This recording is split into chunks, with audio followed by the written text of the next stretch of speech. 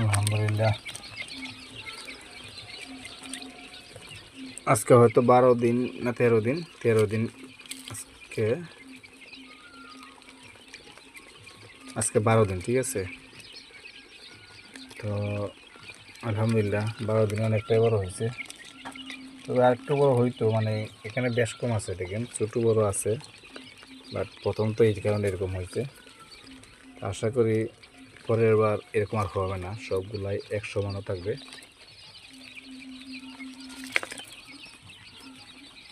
এখন ইনশাল্লাহ বাচ্চা আর নষ্ট হবে না, আর নষ্ট হওয়ার সম্ভাবনা নাই। দেখেন আলহামদুলিল্লাহ। যাই হোক, আমার খুবই ইচ্ছে ছিল যে ছোটো বাচ্চা আনবো, কারণ বড় বাচ্চা লালন পালন সবাই করতে পারে, এগুলা বড়গুলো আনলেও লালন পালন সবাই করতে পারবে, কিন্তু ছোটোগুলা দিয়ে শিক্ষা কিন্তু অনেক ভালো। এই কারণে আমি ছোটো ছোটো বাচ্চা আনছি, জিরো বাচ্চা, মানে একদিনের বাচ্চা আনছি, যে ছোটো থেকে লালন পালন করে শিক্ষা নেওয়া যাবে। বড়গুলা মানে লালন পালন করলে তেমন শিক্ষা নেওয়া যাবে না, তাই আনলাম ছোটোগুলা। আলহামদুলিল্লাহ, আমি যতটুকু আমার সামর্থ্যবর্তী ছিল ততটুকুই করতে পারছি। ইনশাআল্লাহ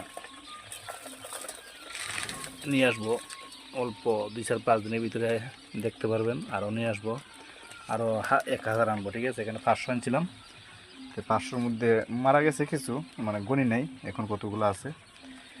তো মনে হয় 90টা বা 100টার মতন মারা গেছে। এমনিতে মারা যায় নাই, যে কোনো সমস্যা কেন মারা যায় নাই, তার সমস্যা একটাই, যে একটু ঠান্ডা লাগলে একটার উপর আর একটা উইটা নিচেরটা মারা যায়, এই আর কি। আর এমনিতে একটা বাচ্চা মারা যায় নাই।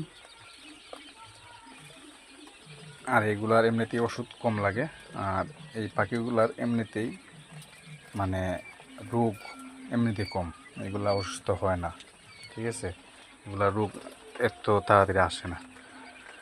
যাই হোক, আপনারা দোয়া করবেন, আমি কিছুদিনের ভিতরে দেখতে পারবেন, 5-7 দিনের ভিতরে দেখতে পারবেন আরও 1000 বাচ্চা ঢুকাবো এনে, ঠিক আছে। তবে এখানে আনবো না, আমার এই সমস্যা হয়েছে ঘরটার ভিতরে বাচ্চাগুলো ঢুকানোর কারণে অনেকগুলো বাচ্চা মারা গেছে। এই যে রাত্রিবেলা আসতে পারি নাই, আইসা কারেন্ট চলে গেলে বাচ্চাগুলো একটার উপর একটা চলে যায়, তখন মানে এগুলার হাত দিয়ে সরাই দিতে হয়। বাট আমি আসতে পারি না, কারণ এই রুমটা অনেক দূরে। আমি যেখানে শুই